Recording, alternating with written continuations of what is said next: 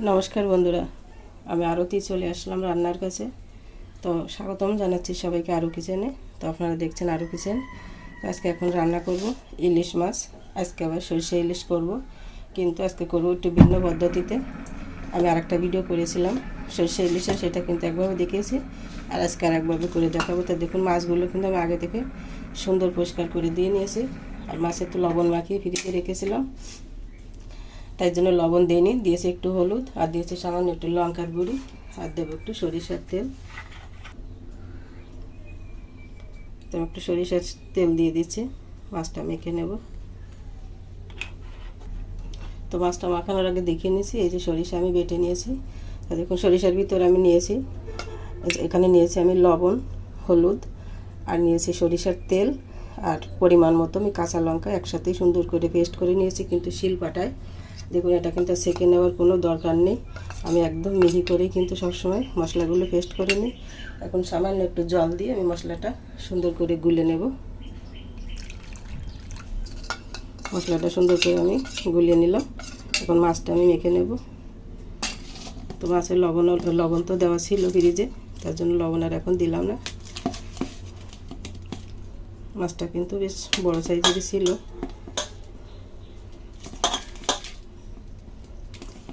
তো আমি মাছটা কিছুক্ষণের জন্য একটু এভাবে রেস্টে রেখে দেবো। রেখে নিলাম। তো মাছগুলো তো কিছুক্ষণের জন্য আমি এভাবে ম্যারিনেট করে রেখে দিয়েছিলাম। আর মশলা তো রেডি, কড়াইতে কিন্তু তেলও দিয়েছি, আর তেল কিন্তু গরম হয়ে গেছে। আমি একদম চুলার আঁচটা একদম কমিয়ে নিচ্ছি, যেহেতু তেল প্রচণ্ড গরম হয়ে গেছে। এখন আর আমি কিন্তু মাছের জন্য কিছু ফোড়নে দিচ্ছি না, শুধু তেলের উপর দেবো 1 চামচ হলুদ, আর দেবো গুলে রাখা মশলা।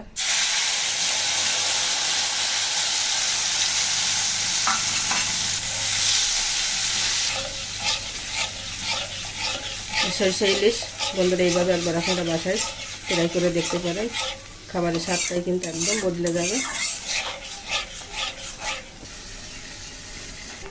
দেখুন বন্ধুরা, কত সুন্দর প্রাকৃতিক পরিবেশ, মনোরম দৃশ্য। আমি সামান্য একটু নেড়ে ছেড়ে নিলাম। এখন মাছগুলো আমি একে একে সব দিয়ে দেবো।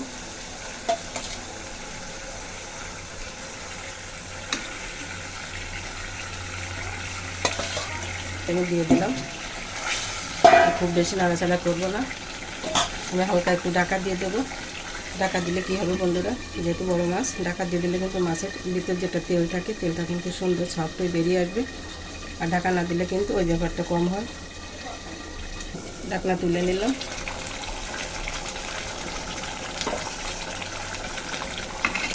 ওই মাছগুলো একটু হালকা এভাবে নেড়ে ছেড়ে দিয়ে সামান্য একটু উল্টিয়ে নেব।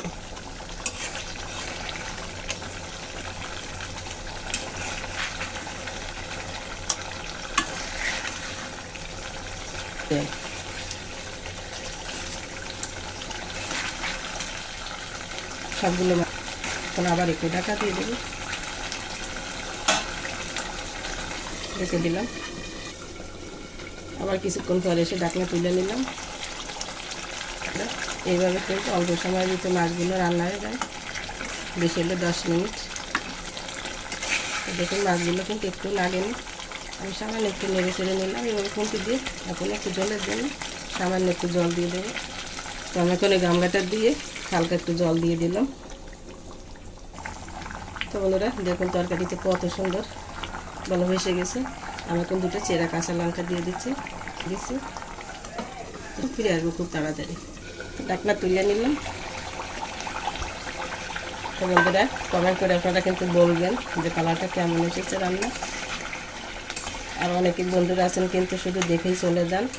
তো তাদের কাছে আমি অনুরোধ করবো যে ভিডিওটি দেখে চলে যাবেন না বা ধাক্কা মারবেন না, ভিডিওটা একটু দেখবেন, আর কেমন হয়েছে কমেন্ট করে একটু জানাবেন। আপনাদের একটি লাইক কমেন্ট আমাকে কিন্তু নতুন করে ভিডিও করতে দারুণ একটা উৎসাহ জাগায়, নতুন করার ভিডিও। তো বন্ধুরা রান্না কিন্তু হয়ে গেল, আর এতটুকু জল আমি রাখবো। তো দেখুন বন্ধুরা, মাছটা কত তৈলাক্ত লাগছে দেখতে। আর ভেজে দিলে কিন্তু এভাবে হবে না, সরিষা ইলিশ এভাবে রান্না করলে কিন্তু একদম মুখে লেগে থাকার মতো স্বাদ আসবে। তো বন্ধুরা আপনারা এইভাবে বাসা একবার ট্রাই করবেন। তো কথা বলতে বলতে রান্না কিন্তু হয়ে গেল, নামিয়ে নেবে না, তো আমি নামিয়ে নিচ্ছি এখন।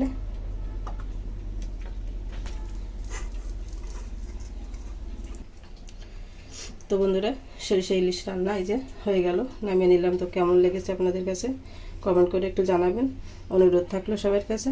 তো আজকের মতো ছোট্ট ভিডিওটি এই পর্যন্ত রাখছি। আর ভালো যদি লাগে চ্যানেলটিকে সাবস্ক্রাইব করবেন, ফলো দিয়ে পাশে থাকবেন, আর এইভাবে একটু বাসায় আপনারা ট্রাই করবেন, অনুরোধ রইল। আজকের মতো এই পর্যন্ত রাখছি।